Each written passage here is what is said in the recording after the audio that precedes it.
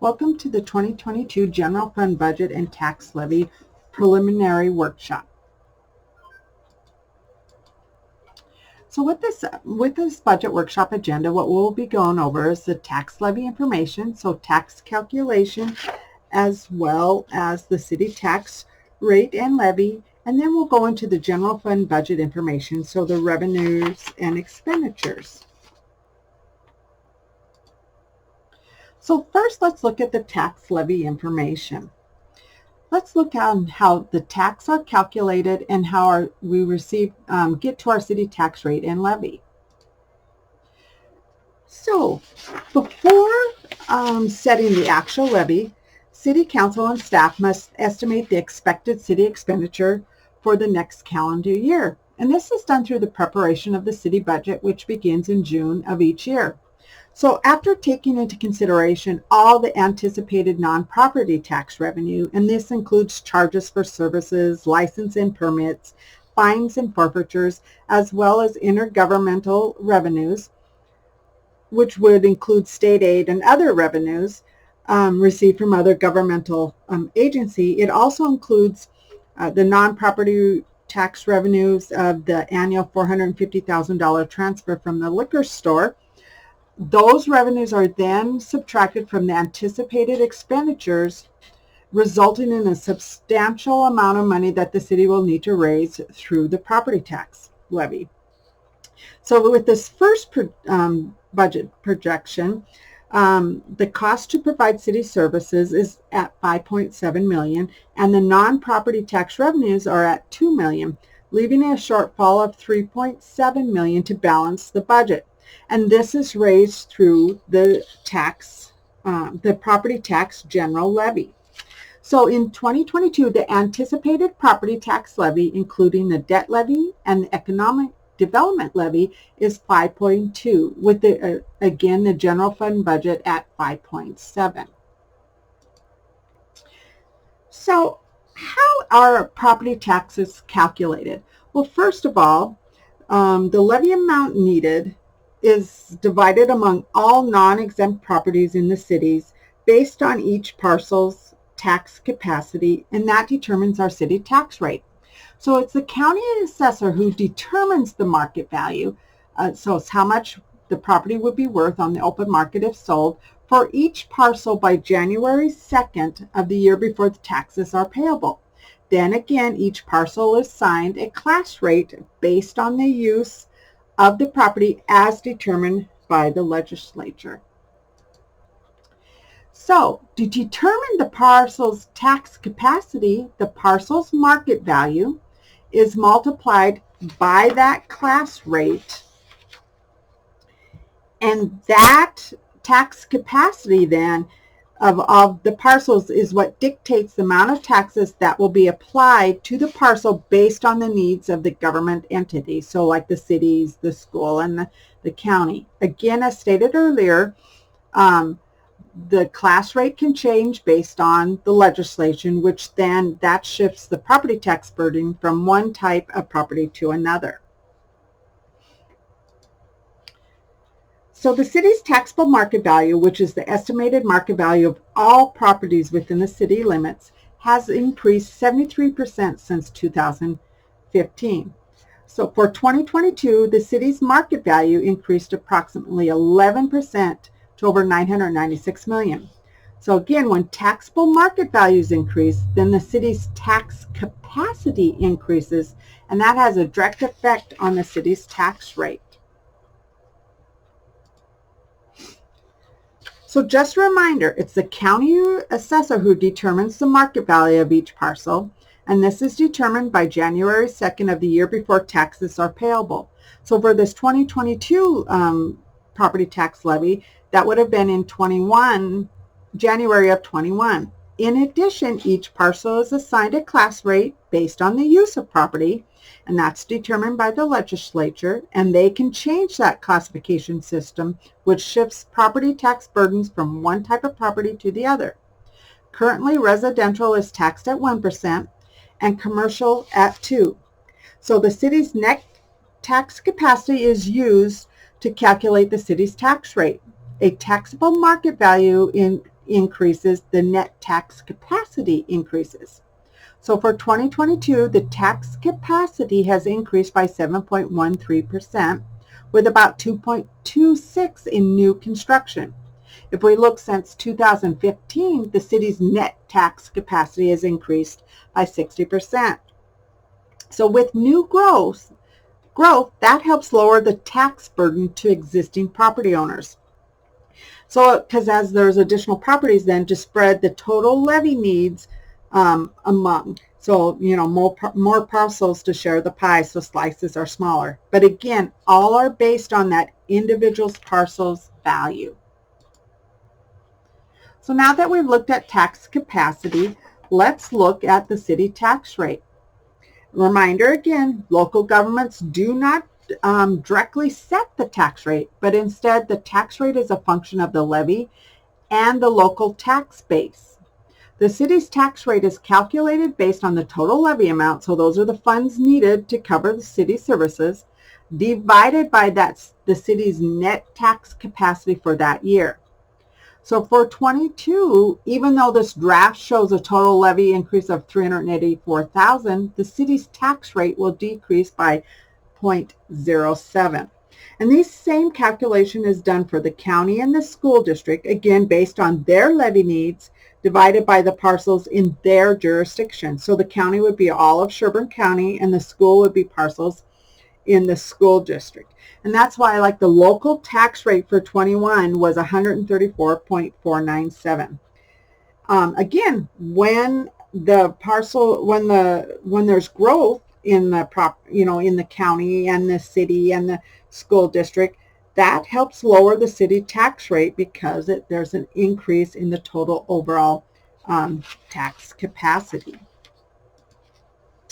So the total levy for the city has increased on an average from 2015 through 21 about 4.16% per year.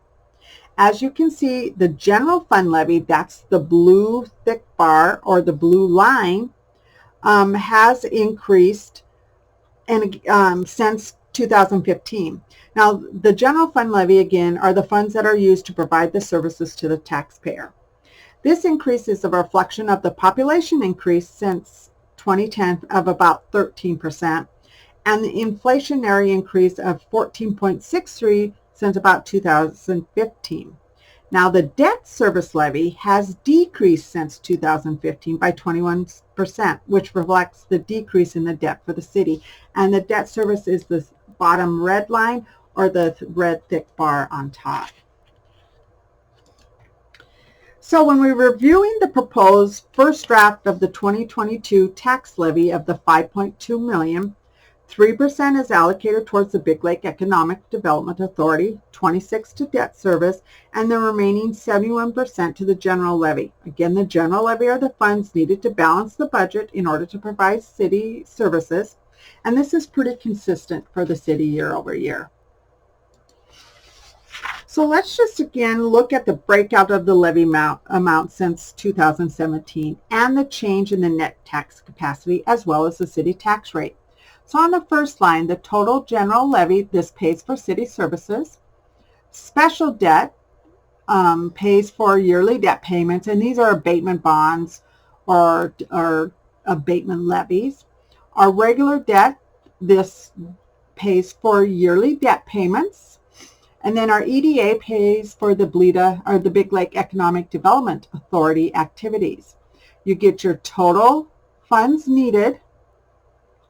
Those total funds needed then are divided by the total net tax capacity within the city limits, and that gets us our city tax rate.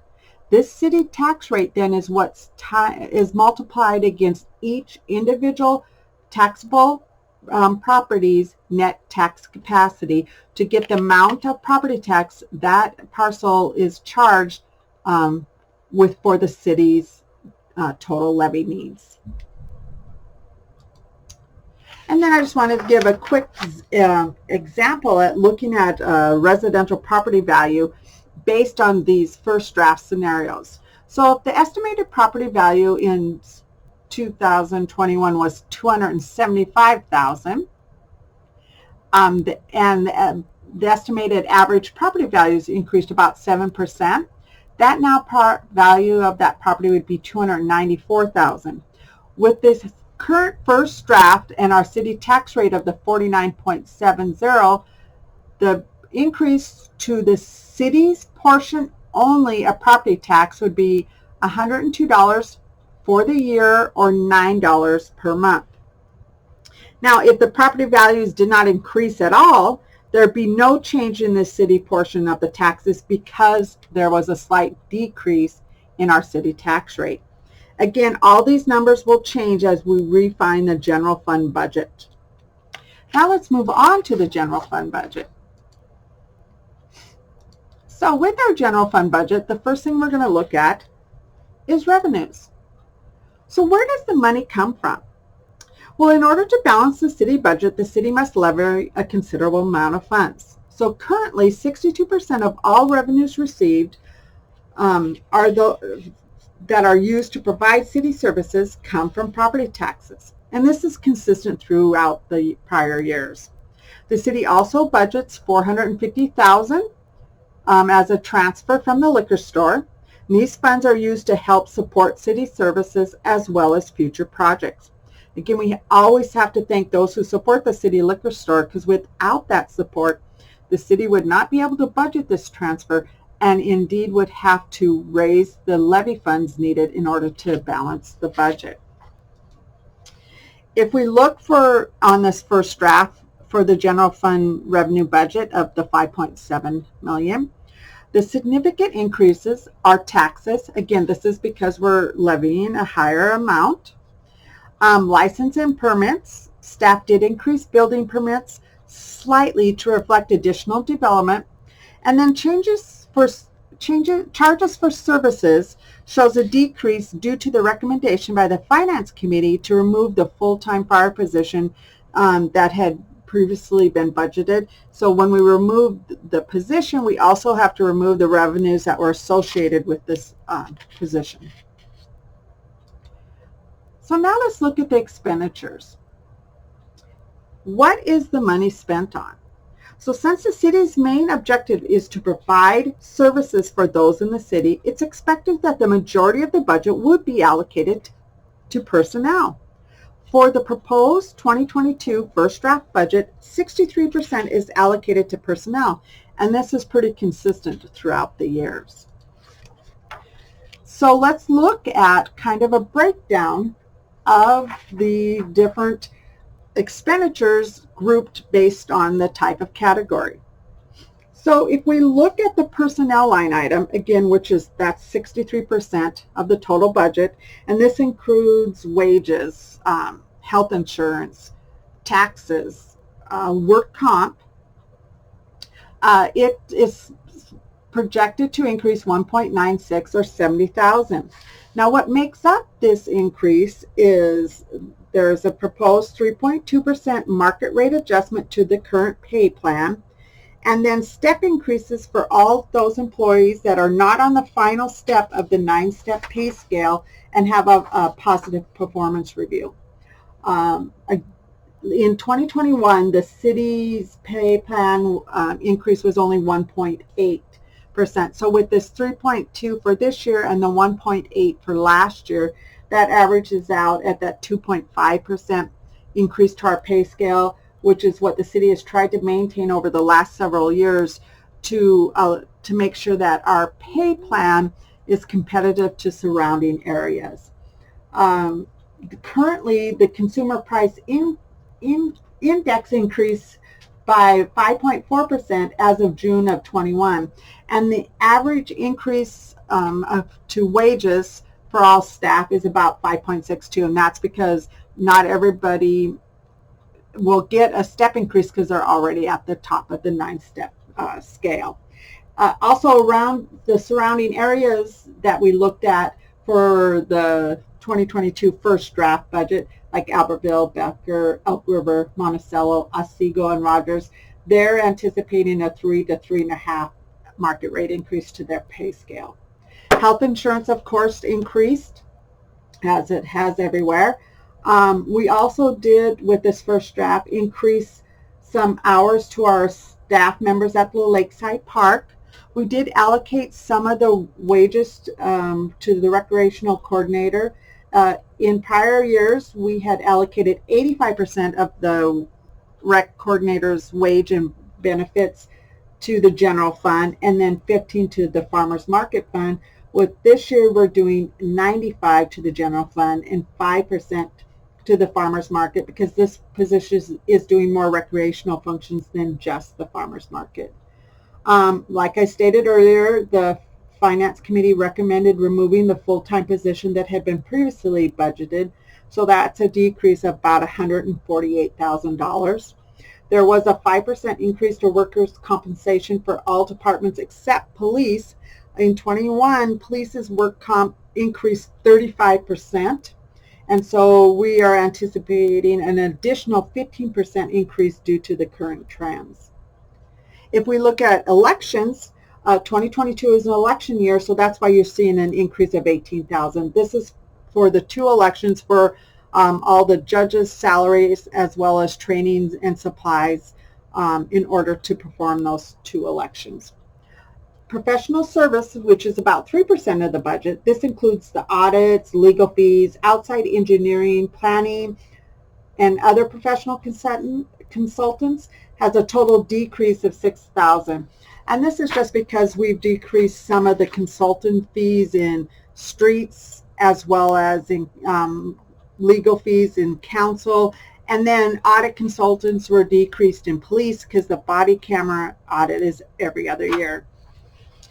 If we look at our operational expenditure budget, which is 27% of the total budget, there's an increase of $93,000. Now this category includes costs, operating costs to provide the services such as bank charges, operating supplies, cleaning supplies, trainings, postage, telephone, utilities, liability insurance, dues, small equipment repairs, and maintenance on equipment and building.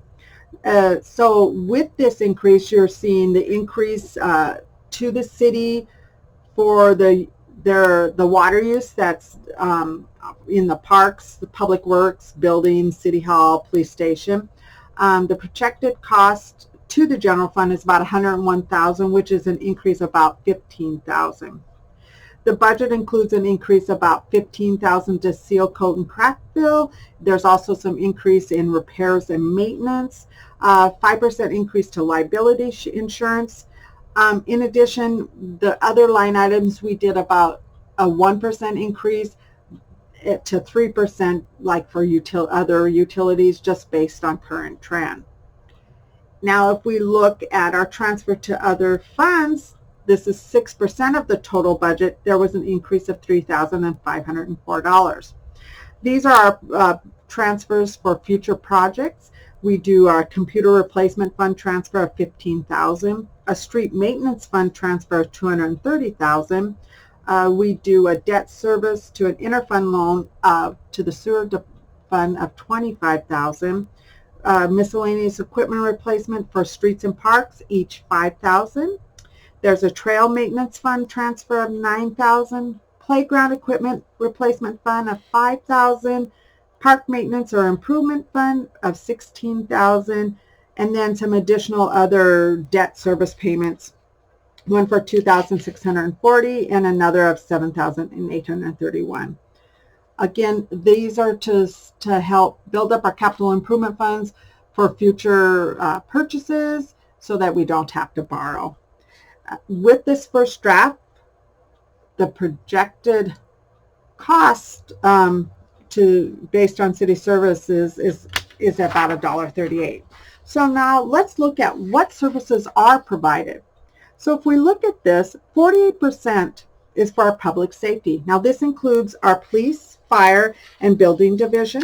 They maintain the safety of our community. 16% is for the general government. This is for general services and administration of the city. 13% is for culture. This includes parks, the library, community event, and this promotes quality of life. 15% for public works. This maintains the infrastructure of the community. 6% is for those transfers.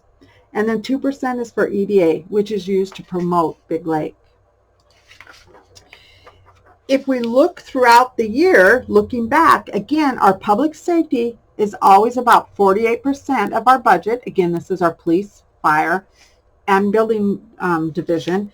And if we look at it, our police is our largest department, and it provides 24/7, 365 days service. So it would be understandable that those departments that provide public safety are going to be the majority of your budget. Now let's kind of discuss the changes to the total budget for each services. This is just a general overview. So for our general government, which is our mayor's, council, planning, election, admin, and finance, and our IT, of course, with our mayor and council, we had a decrease, and that was because we reduced some charges in our operational and professional services. With planning, there's the step increase and the increase to the pay scale, as well as the insurance increase, and we also included a new full-time position for planning with our planning tech position that was implemented in 2021. For election, again, as I stated, it's an election year for 2022. And admin and finance, again, we had some personnel increase for our step and insurance, but we did also decrease some other operational costs, which leads only a 2.5% increase in that department. For our IT, we have some increase in our transfer to our capital computer fund, and then there's some new software coming down. For our public safety, our police department, again, we have our increase in our step increases and in our pay scale, plus our insurance. Our fire is showing the decrease of that position that used to be budgeted and no longer will be for the full-time fire position. And then building, there was an increase in the pay scale, but we also had a decrease due to allocation of wages. Since we hired the new planning tech, some of those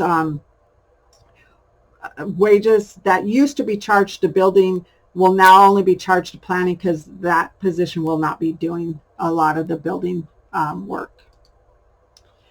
For our streets and highway, again, the majority of their increases is due to the wages and insurance.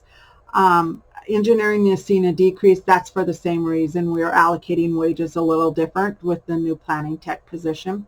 Our fleet, we have some increase in maintenance. So as I said, repairs on equipment and vehicles have increased.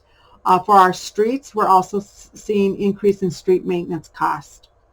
For our culture, which are parks and our Big Lake Community Service Center, as well as our recreational and community, there is an increase of for that total culture and rec service, about 6.55%. The majority of them, again, is all personnel increases for the pay plan as well as step. And then the increase to allocation for the rec coordinator, that now it's 95% to the general fund instead of 85%. In our Big Lake Community Service Center, there's a decrease, and that's because we have some decrease in operational expense, and then we're not allocating some personnel time to that department. Then our economic development, again, the decrease is because our allocation of support staff is a little different with having a planning tech now. Again, 50% of the director's wages and fringe is paid by the Big Lake Economic Development Authority, and the other 50% by the general fund. And as I was stating earlier, finally, with this first draft, the cost to cities to provide city services is at $1.38.